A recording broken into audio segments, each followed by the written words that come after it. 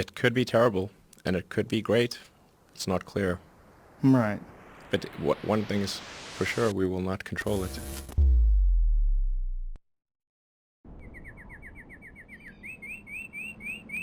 Go is arguably the most complex board game in existence. Its goal is simple: surround more territory than your opponent. This game has been played by humans for the past 2,500 years and is thought to be the oldest board game still being played today. However, it's not only humans that are playing this game now. In 2016, Google DeepMind's AlphaGo beat 18-time world champion Lee Sedol in 4 out of 5 games. Now, normally a computer beating a human at a game like chess or checkers wouldn't be that impressive, but Go is different. Go cannot be solved by brute force. Go cannot be predicted. There are over 10 to the 170 moves possible in Go. To put that into perspective, there are only 10 to the 80 atoms in the observable universe. AlphaGo was trained using data from real human Go games. It ran through millions of games and learned the techniques used and even made up new ones that no one had ever seen. And this is very impressive alone. However, what many people don't know is that only a year after AlphaGo's victory over Lee Sedol, a brand new AI called AlphaGo Zero beat the original AlphaGo. Not in 4 out of 5 games, not in 5 out of 5 games, not in 10 out of 10 games, but beat AlphaGo 100 to 0, 100 games in a row. The most impressive part? It learned how to play with zero human interaction. This technique is more powerful than any previous version. Why? It isn't restricted to human knowledge. No data was given, no historical figures were given. With just the bare bones rules, AlphaGo Zero surpassed the previous AlphaGo in only 40 days of learning. In only 40 days, it surpassed over 2,500 years of strategy and knowledge. It only played against itself and is now regarded as the best Go player in the world, even though it isn't human. But wait, if this AI learned how to play without any human interaction, made up strategies of its own, and then beat us with those strategies, then that means there's more non-human knowledge about Go than there is human. And if we continue to develop artificial intelligence, then that means there's going to be more and more non-human intelligence. Eventually, there's going to be a point where we represent the minority of intelligence, maybe even a very minuscule amount. That's fine though, we can just turn it off, right? It's a thought, but think. When modern day humans began to take over the planet, why didn't the chimps and Neanderthals turn us off? If this artificial intelligence becomes super intelligent and learns through and is connected to the internet, well, we can't just shut down the entire internet, there's no off switch. So what happens if we end up stuck with AI that is constantly and exponentially getting smarter than we are? What if it gets to a point that us humans get in the way, and the AI hits the off switch on humanity?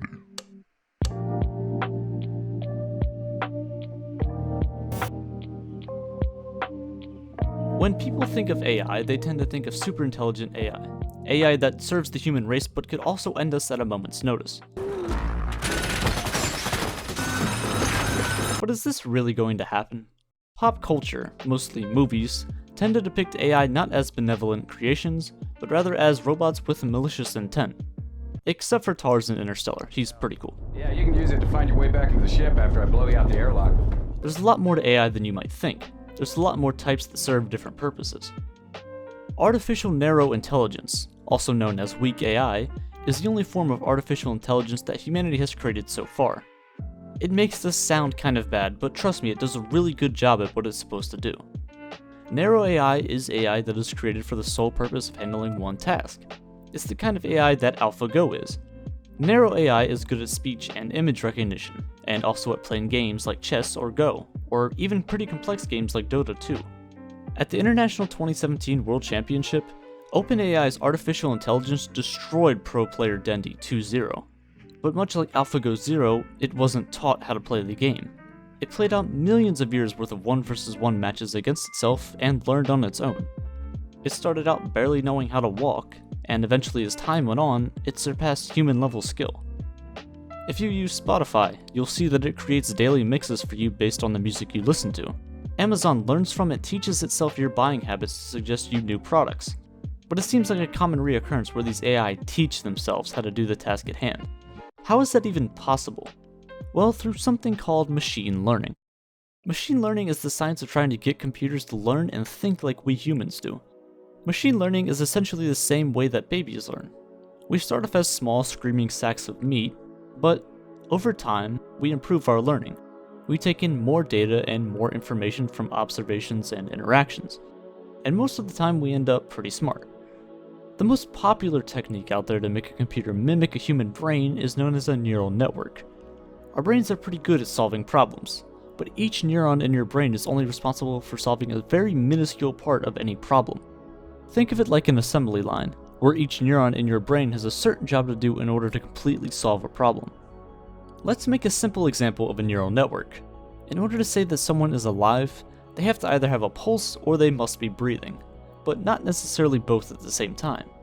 This yellow dot represents a neuron in a neural network. It functions just like a neuron in your brain does. It takes in information and then gives an output. If this neuron takes in the information that says, hey, this person has a pulse and is breathing, then the neuron deciphers this information and says, okay, this person is alive. It learns to analyze situations where the human would be declared alive, if it's breathing or has a pulse, and situations where the human would be dead, where neither of those is true. That's essentially a bare bones explanation of how it works. Of course, no neural network is really this simple. Many have millions of parameters and are much more complex than just this one layer network. The world is full of sounds and visuals and just data in general, and we take in all of this to form our view of reality. However, as more and more complex topics show up with more and more data, it becomes harder and harder for humans to do this analysis on their own. This is where machine learning comes in handy. Machines can not only analyze data given to it, but also learn from it and adapt its own view of it. Let's go back to AlphaGo Zero. In only 40 days, it surpassed thousands of years of strategy and knowledge and even made up some of its own strategies. But how did it do all of this so quickly? Biological neurons in your brain operate at about 200 Hz. That's proved to be fine for us, but modern transistors operate at over 2 GHz, an entire order of magnitude faster. Those neurons in your brain travel through what are known as axons, and they travel at about 100 meters per second, which is pretty fast and gives us pretty good reaction time. But it's only about a third as fast as the speed of sound. Computers, however, can transmit information at the speed of light, or 300 million meters per second. So there's quite a big difference between our brain's capabilities and a computer's. In just 1 week, a computer can do 20,000 years worth of human-level research or simulations or anything it is trained to do. A brain has to fit inside your head. There's a limit to how much space it can take up, but a computer could fill an entire room or even an entire building. Now obviously weak AI doesn't require an entire server room to run. Like we saw with OpenAI, it only took a USB stick. But for more intelligent AI, it may require much more power. Artificial General Intelligence, or AGI, is AI with more than a single purpose.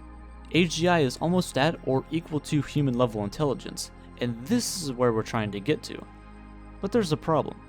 The more we search into it, the harder and harder it seems to be able to achieve. Think about how you perceive things. When someone asks you a complicated question, you have to sort through a ton of unrelated thoughts and observations, and articulate a concise response to that question. This isn't exactly the easiest thing for a computer to achieve. See, humans aren't able to process information at the speed of light like computers can, but we can plan things. We can think of smart ways to solve problems without having to brute force through every option. Getting a computer to human-level thinking is hard. We humans can create things, we invent things. We create societies and play games and laugh. These are all very hard things to teach a computer. How can you teach a computer to create something that doesn't exist or hasn't even been thought of? And what would be its incentive to do so? I believe AGI, or strong AI, is the most important artificial intelligence to be created, and here's why. Machine learning is exponential, meaning that it starts off rather slow, but there's a certain tipping point where things start to speed up drastically. The difference between weak AI and strong AI is millions of times larger than the difference between strong AI and super intelligent AI. Once we have the artificial general intelligence that can function like a human being, for the most part at least, it may help us reach super intelligence level in only a few months, or perhaps even weeks. But here comes another big problem. See, many people tend to see intelligence on a graph like this. We have maybe an ant here, a mouse at about here, the average human here, and maybe Einstein right here just above. If you asked most people where a super intelligent AI would lie on this graph, most would probably put it somewhere around here. But this just isn't the case. Although AI might not be at human level intelligence yet, it will be one day, and it won't stop at human level. It'll most likely just zoom past and continue getting on more and more advanced until, eventually, the graph looks something like this. This is what is known as the technological singularity, where artificial intelligence becomes so advanced to the point where there's an extreme explosion of new knowledge and information, some that might not even be able to be understood by humans. If we make a super intelligent AI, that AI would be able to improve upon itself, and in turn get smarter in a shorter amount of time, which means that this new and improved AI could do the same thing. It continues to repeat this process, doing it faster and faster each time.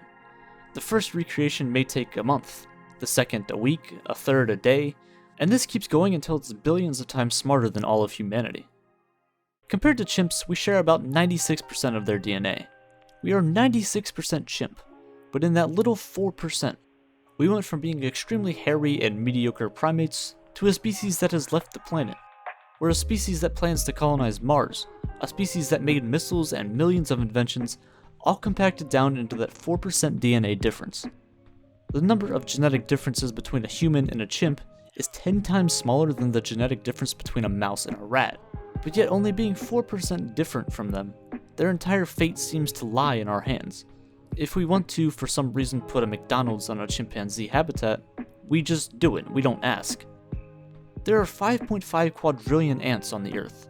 Ants outnumber us 1 million to 1, and yet we actually live like they don't exist at all. If we see one crawling on a table, we just smush it and move on with our day. What happens when the day comes where AI becomes the humans in this situation, and we become the ants? Super intelligent AI is different from software we know today. We tend to think our software is something that we program and the computer will follow our rules.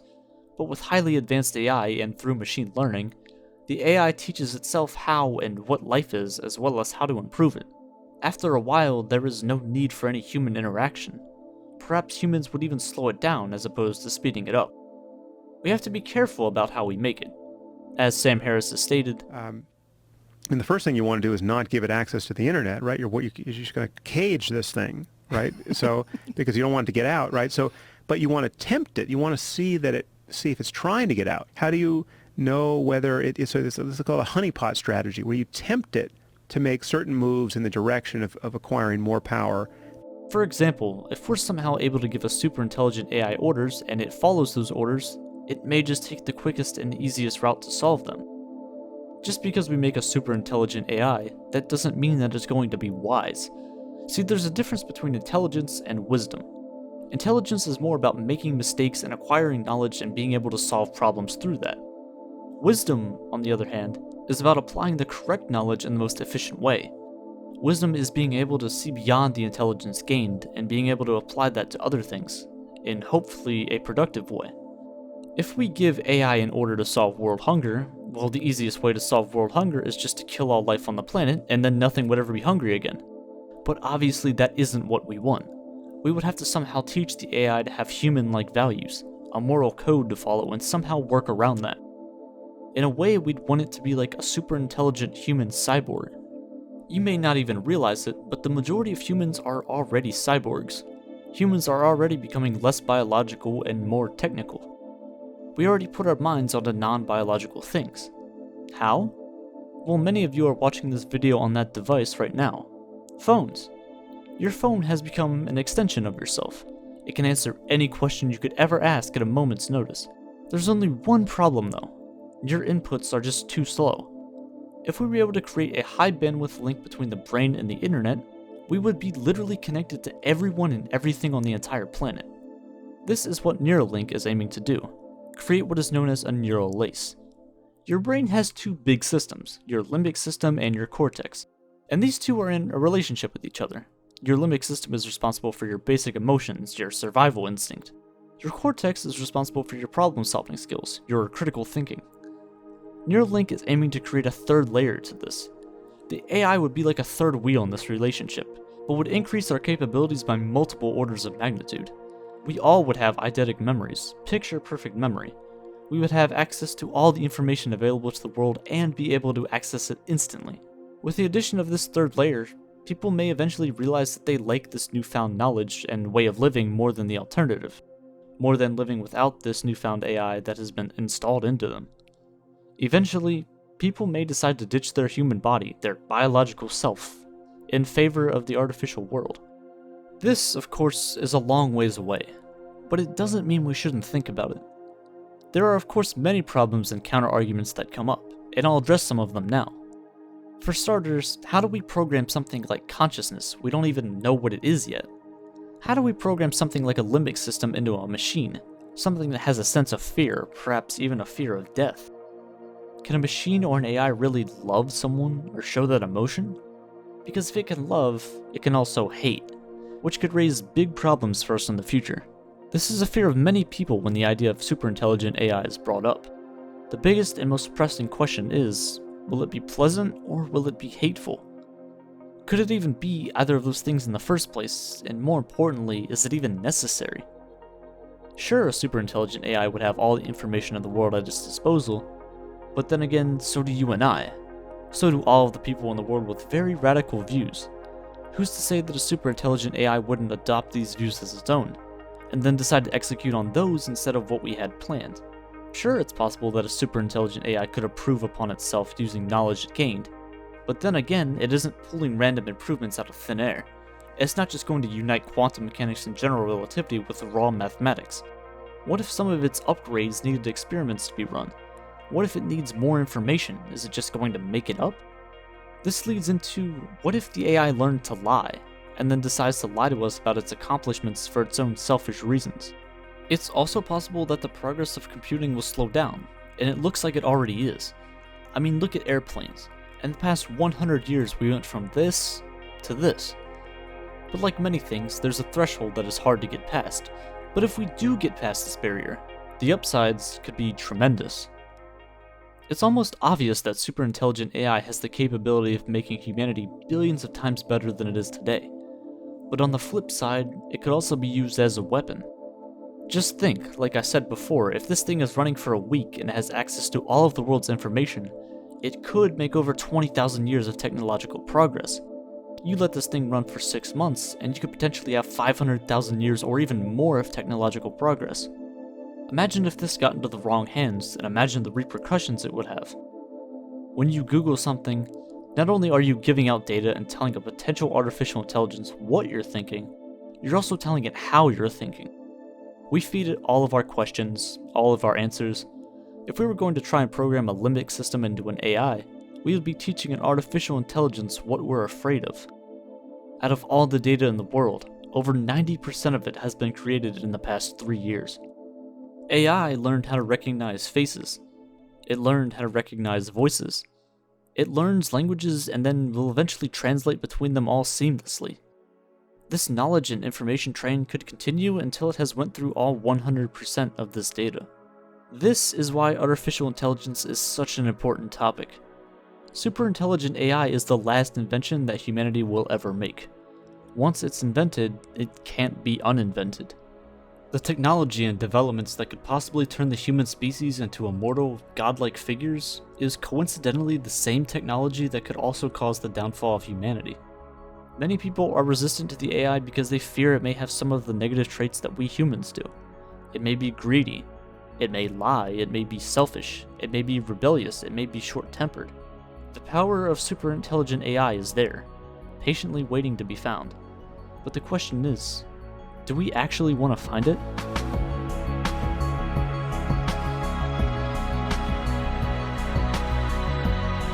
If we want the future to be perfect, if we want to create the perfect superintelligent AI, we need to be prepared.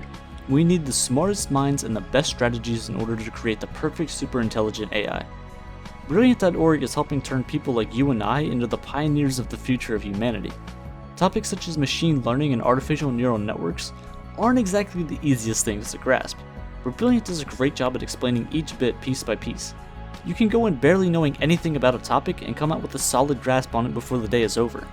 If you're like me and are interested in the future of artificial intelligence, then go check out Brilliant's courses on machine learning, artificial neural networks, and statistics. You'll be surprised on how easy they make it to learn. If you are one of the first 200 people to click the link at the top of the description, you'll receive 20% off of a premium subscription, and you'll be able to do as many of these courses as you'd like. We need smart people to solve the problems that we have with AI, so go get started today.